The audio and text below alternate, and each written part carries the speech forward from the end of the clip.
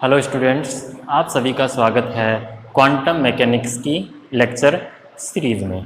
जयनारायण व्यास विश्वविद्यालय के पाठ्यक्रम के अनुसार हम पहली यूनिट है वो कंप्लीट कर चुके हैं, जिसमें हमने क्वांटम थ्योरी के डेवलपमेंट के बारे में अध्ययन किया था कि क्वांटम थ्योरी है उसकी ज़रूरत हमें क्यों पड़ी थी, जिसमें थे हमारे photo electric effect, Compton effect और ब्लैक बॉडी रेडिएशन स्पेक्ट्रम था। इन तीनों को प्लांक की क्वांटम थ्योरी के बेस पे एक्सप्लेन कर लिया था। तो नई यूनिट आज हम स्टार्ट कर रहे हैं, सेकंड यूनिट, जिसके अंदर हमारा प्रथम टॉपिक है de Broglie hypothesis. De Broglie hypothesis, de Broglie की परिकल्पना। आप मेरे को ये बताओ, प्रकाश की प्रकृति कैसे होती है? प्रकाश की प्रकृति कैसे होती है? कण और तरंग किस प्रकार की होती है, बताओ। देखें, प्रकाश है वो कण के रूप में होता है या तरंग के रूप में होता है, ये आपको बताना है। देखो, आप इतना कुछ स्टडी कर चुके हो, आपको समझ में आ गया होगा। सबसे पहले न्यूटन ने क्या कहा था कि प्रकाश है उसकी प्रकृति कण की होती है। कैसी होती है? कण की प्रकृति होती है।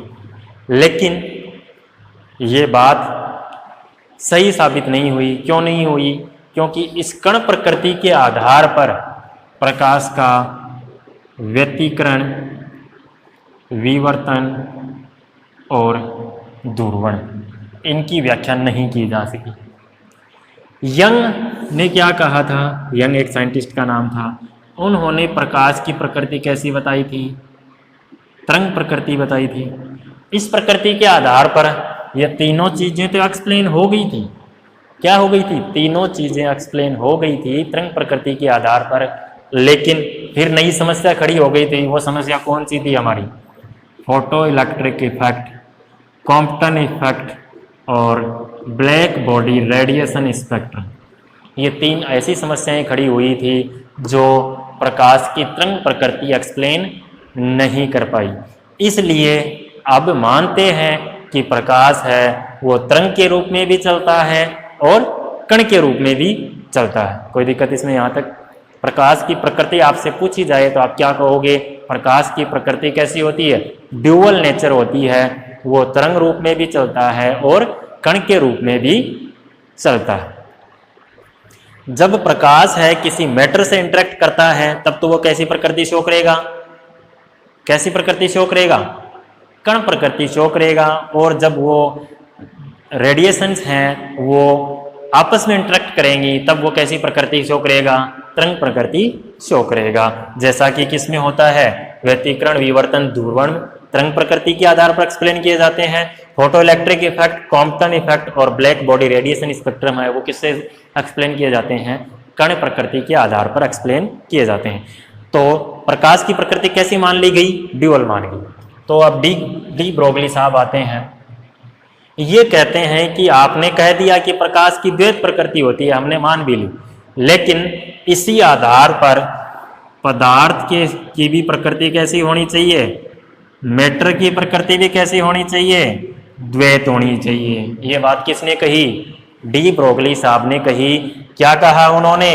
कि जैसे प्रकाश की प्रकृति ड्यूअल होती है उसी प्रकार से पदार्थ की प्रकृति भी क्या होनी चाहिए? ड्यूअल होनी चाहिए। ये कण रूप में भी होना चाहिए और ये तरंग रूप में भी होना चाहिए। तो डी ब्रोगली ने बताया कि प्रत्येक पदार्थ के साथ एक तरंग जुड़ी रहती है। पदार्थ के साथ क्या रहती है? एक तरंग जुड़ी रहती है। क्या रहता है? डी ब्रोगली ने बताया कि पदार्थ के साथ भी एक तरंग रहती है जिसको हम कहते हैं एसोसिएटेड मैटर वेव। क्या कहते हैं? एसोसिएटेड मैटर वेव कहते हैं। और उस वेव की तरंग दैर्ध्य लैम्डा है वो किसके बराबर होती है? h/p के बराबर होती है, जहाँ h क्या है? प्लांक का नियतांक है और p क्या है? उस कण का, जिस कण के साथ तरंग जुड़ी होती है उसका संवेग होता है। क्या होता है? संवेग होता है, या फिर इसको हम लिख सकते हैं lambda is equal to h upon m into v, जहाँ एम कण का द्रव्यमान है, वी कण का वेग है। तो ये बात किसने बताई? डी ब्रोगली ने बताई थी, जिसको हम कहते हैं डी ब्रोगली हाइपोथेसिस कहते हैं। अब इस हाइपोथेसिस के आधार पर कुछ कणों की तरंग दैर्ध्य हम निकाल के देखते हैं कि उनकी तरंग दैर्ध्य है वो कैसी आती है।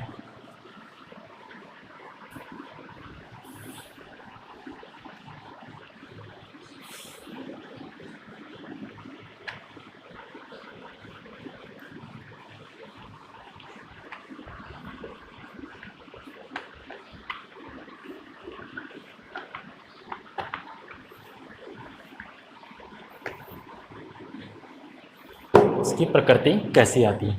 सबसे पहले हम बात करते हैं नॉन रिलेटिविस्टिक मोशन।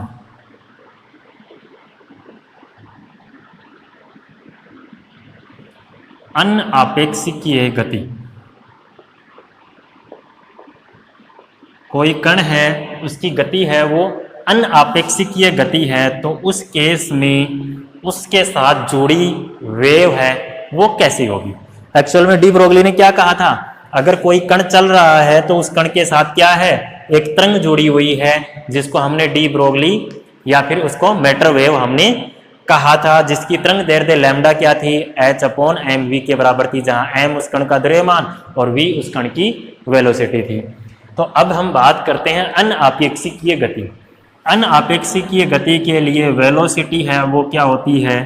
प्रकाश के चाल से क्या होती है? बहुत कम होती है।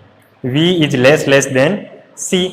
और कण का द्रव्यमान m है वो उसके विराम द्रव्यमान के बराबर होता है। तो यहां से लैम्डा कितना आ जाएगा?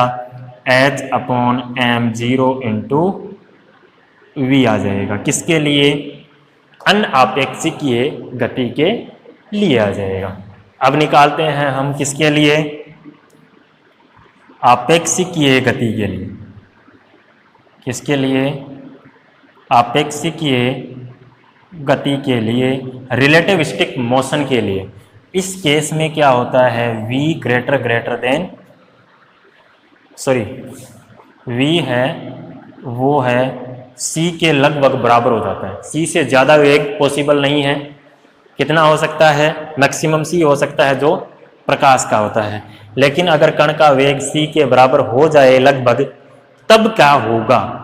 उस केस में m है वो कितना हो जाएगा? m nought upon under root 1 minus v square upon c square. आपने पढ़ा है फर्स्ट ईयर में रिलेटिविस्टिक मोशन, वहां आपने देखा था गतिशील कण का द्रव्यमान है वो वेरिएबल होता है, स्पीड पे डिपेंड करता है। तो m equal to m nought upon under root 1 minus v square c square. तो यहाँ से लैम्डा है वो कितना आ जाएगा? h अपॉन एम की जगह क्या आएगा? m nought upon under root 1 minus v square c square into v. ये क्या आएगी? वेवलेंथ आएगी। किसके लिए? रिलेटिविस्टिक पार्टिकल के लिए आएगी। अब रिलेटिविस्टिक पार्टिकल के लिए हमने एक चीज और पढ़ी है। वो क्या पढ़ी है? रिलेटिविस्टिक पार्टिकल की टोटल एनर्जी है वो किसके बराबर होती है? Under root t square c square plus m not square c की पावर 4 के बराबर होती है। ये किसके बराबर होनी चाहिए? भैया टोटल एनर्जी है, जिसका मान ये होता है रिलेटिविस्टिक पार्टिकल के लिए। और किसी कण की कुल ऊर्जा किसके बराबर होती है? उसकी rest mass energy plus kinetic energy के बराबर। तो इसको मैं लिख सकता हूँ क्या? इसकी रेस्ट मास एनर्जी कण की क्या आएगी? M nought into c square plus उसकी काइनेटिक एनर्जी, जिसको मैं किससे रिप्रेजेंट कर रहा हूँ? ई के से रिप्रेजेंट कर रहा हूँ। तो यहाँ से मैं इसको लिख सकता हूँ क्या? T square c square plus m not square c की power 4 is equal to, right side का भी मैं वर्क कर दूं तो m not c square plus e k की होल स्क्वायर। कोई दिक्कत इसमें यहाँ तक? T square c square plus m not square c square is equal to क्या आएगा? एम नॉट स्क्वायर सी की पावर, सॉरी यहाँ पे 4 है, प्लस ई के square plus 2 E K into m not c square. कोई दिक्कत है क्या इसमें? यहाँ तक देखो ये कैंसिल हो गया हमारा। क्या बच रहा है? यहाँ से मैं लिख सकता हूँ क्या? T square is equal to 1/c² into EK² plus 2EK into m0c²। कोई दिक्कत है क्या यहाँ तक? यहाँ से मैं P लिख सकता हूँ क्या, 1/c EK² plus 2EK into m0c² का अंडर रूट।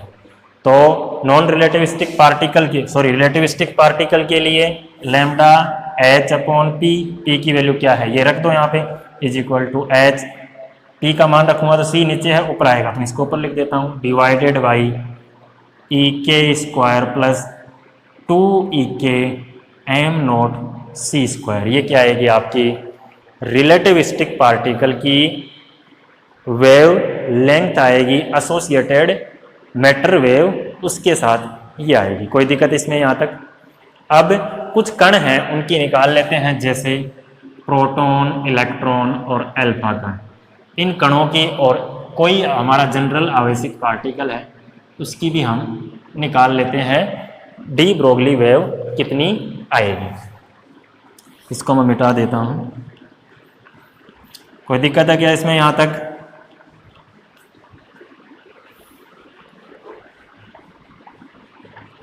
जब भी आपको नोट करना हो स्क्रीनशॉट लेके नोट कर लेना, या फिर आपके पास बुक ऑलरेडी अवेलेबल है वहाँ से उसकी हेल्प से आपके खुद के हैंड रिटन नोट्स आप बनाओगे तो वो ज़्यादा बेटर आपके लिए रहेंगे, क्योंकि एक बार लिखी हुई चीज़ है वो याद रहती है। आप उनको लिख लोगे तो आपको याद भी हो जाएंगे और आपके काम भी आएंगी वो चीज़ें। तो अब हम बात करते हैं, इनको हम नॉन रिलेटिविस्टिक पार्टिकल मानते हुए कैलकुलेशन करते हैं। तो लैम्डा हमारा क्या है, h/m0v। अब हमें पता है मोमेंटम और काइनेटिक एनर्जी में क्या रिलेशन होता है, संवेग और गतिज ऊर्जा में क्या रिलेशन होता है। हमें पता है अनापेक्षिकीय गति वाले कणों के लिए काइनेटिक एनर्जी EK है वो कितनी होती है, 1/2 m इंटू v², और संवेग P कितना होता है, m इंटू v होता है कि नहीं होता है। तो इस समीकरण को मैं लिख सकता हूँ क्या, देखो इसको मैं P के पदों में लिखना चाह रहा हूँ, तो इस समीकरण को मैं दोनों तरफ m से गुणा कर दूं क्या, m into EK is equal to क्या आएगा, 1/2 m² v², ये किसके बराबर हो गया, p² के।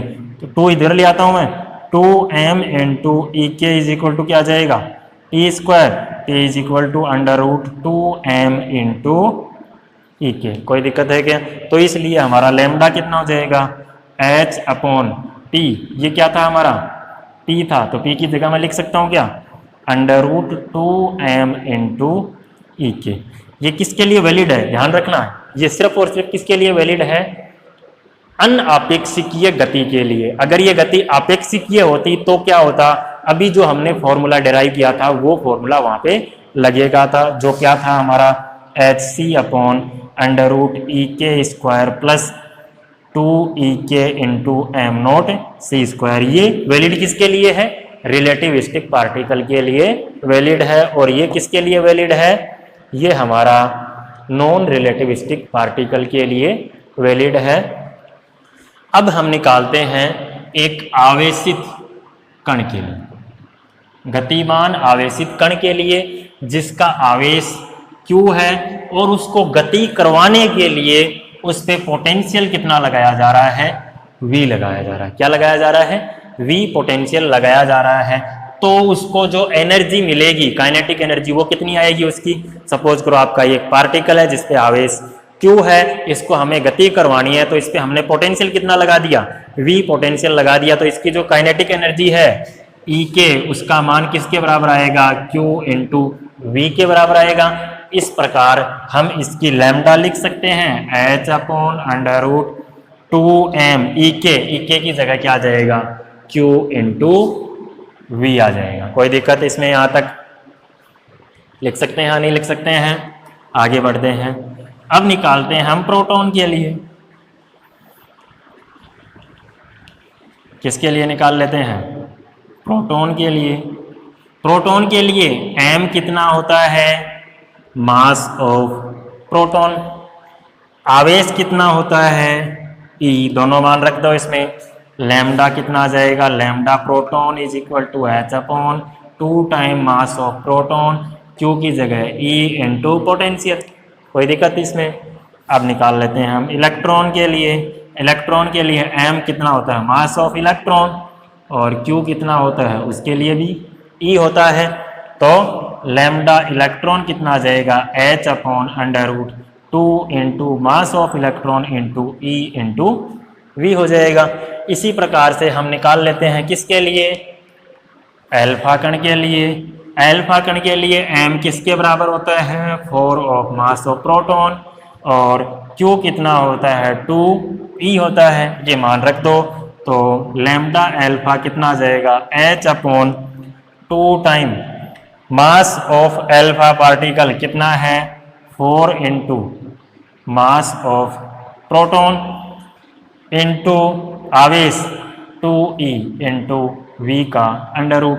तो lambda alpha is equal to कितना आ जाएगा, एच अपॉन 2 4 और 4 4 तो आएगा बाहर आपका, 4 दूनी 8 दूनी 16, और क्या आ जाएगा mass of proton into electron into v, ये आपका क्या आ जाएगा लैम्डा अल्फा आ जाएगा। कोई दिक्कत है क्या। इस प्रकार हम सभी कणों की क्या निकाल सकते हैं, क्या निकाल सकते हैं, लैम्डा। अगर ये न्यूट्रॉन होता, क्या होता, न्यूट्रॉन, तो न्यूट्रॉन पे मैं वी लगाऊंगा तो क्या फर्क पड़ेगा, पोटेंशियल लगाने से कोई फर्क पड़ेगा क्या न्यूट्रॉन पे, बताओ देखिए, अपना दिमाग लगाओ थोड़ा सा। न्यूट्रॉन कैसा पार्टिकल है, न्यूट्रॉन है वो न्यूट्रल पार्टिकल है, उस पर कोई आवेश नहीं होता है, तो पोटेंशियल का उस पर कोई इफेक्ट नहीं पड़ेगा। तो उसकी गति के लिए हमें क्या करना पड़ेगा, उसको गर्म करना पड़ेगा, थर्मल एनर्जी देनी पड़ेगी। तो न्यूट्रॉन के लिए E के काइनेटिक एनर्जी की वैल्यू क्या आएगी, thermal energy K into T के बराबर आएगी। तो लैम्डा न्यूट्रॉन कितना आ जाएगा, H upon 2 mass of neutron into के टी, इसका अंडर रूट, ये क्या आ जाएगा लैम्डा न्यूट्रॉन आ जाएगा। इस प्रकार हर एक पार्टिकल के लिए आप क्या निकाल सकते हो, डी ब्रोगली वेवलेंथ निकाल सकते हो। ये सब बातें हमने कर ली हैं। अब एक छोटा सा डाउट है मेरा, आप बताओ देखें। वो डाउट ये है कि अगर हमारा ये तरंग दैर्ध्य मिल रही है हमें, तो हम दिखती क्यों नहीं है वो तरंग दैर्ध्य, वो तरंग दैर्ध्य हमें दिखती क्यों नहीं है। वो इसलिए नहीं दिखती है, मैं थोड़ा सा एक एक्सपेरिमेंट या एग्जाम्पल करके बता देता हूँ आप इसके, आपके लिए इसका। सपोज करो आपके पास एक कण है, बहुत छोटा कण है, जिसका द्रव्यमान है 10 मिलीग्राम। एक पार्टिकल है जिसका द्रव्यमान कितना है 10 मिलीग्राम है, और उसकी स्पीड है 10 raise to power 3 metre per second. कितनी स्पीड है, 10 raise to power 3 metre per second. इसके लिए लैम्डा निकालो आप। लैम्डा क्या आएगा, h upon under root h upon p, p की वैल्यू क्या है m into v is equal to, h की वैल्यू कितनी होती है 6.6 into 10 raise to power -34 divided by m कितना है 10 मिलीग्राम। एसआई यूनिट में किस में लिखते हैं, किलो में, तो क्या आ जाएगा 10 into 10 raise to power -6, milligram को किलो में कन्वर्ट कर दिया, इंटू स्पीड कितनी है इसकी 10 रेज़ टू पावर 3। देखो कितना आ रहा है -6 3 4 -2 ऊपर जाके +2 कितना आएगा 6.6 इंटू 10 रेज़ टू पावर -32। ये क्या आई है लैम्डा, किसकी, उस पार्टिकल की जिसका वजन 10 मिलीग्राम है, बहुत कम वजन है और इतनी स्पीड है, इसके बावजूद भी हमें वेवलेंथ कितनी मिल रही है, इतनी मीटर मिल रही है wavelength. 6.6 into 10 raise to power -32 metre wavelength हमें मिल रही है, जो क्या है इतनी कम है कि हमें पता भी नहीं चलता है कि वेव उसके साथ जुड़ी हुई है या नहीं है। लेकिन अगर यही पार्टिकल हमारा क्या होता, इलेक्ट्रॉन होता, तो हमें ये वेव जरूर दिखाई देती। कैसे, चेक कर लेते हैं। Lambda E is equal to h कितना है हमारा 6.6 into 10 raise to power -34 divided by electron का मास कितना होता है 9.1 into 10 raise to power -31 kg into velocity, electron की स्पीड है वो क्या होती है, बहुत ज़्यादा होती है, स्पीड ऑफ लाइट के आसपास होती है। तो मैं मान लेता हूँ 0.5 इंटू 10⁻⁷ मीटर पर सेकेंड इसकी स्पीड है। और इसको आप सोल्व करोगे तो देखो -31 कितना हो जाएगा, यहाँ -3 बचेगा, ये 7 है, ऊपर जाएगा तो -7 -10, और 10⁻⁻10 क्या होता है, एंगस्ट्रम। लैम्डा आपको किस ऑर्डर की मिलेगी, एंगस्ट्रम के ऑर्डर की मिलेगी। इसका मतलब यहाँ पे हमें वेव है वो दिख जाएगी, लेकिन यहाँ वेव नहीं दिखती है। ये थी हमारी डी ब्रोगली की हाइपोथेसिस। नेक्स्ट लेक्चर में हम बात करेंगे हाइजेनबर्ग अनसर्टेनिटी प्रिंसिपल की। Thank you.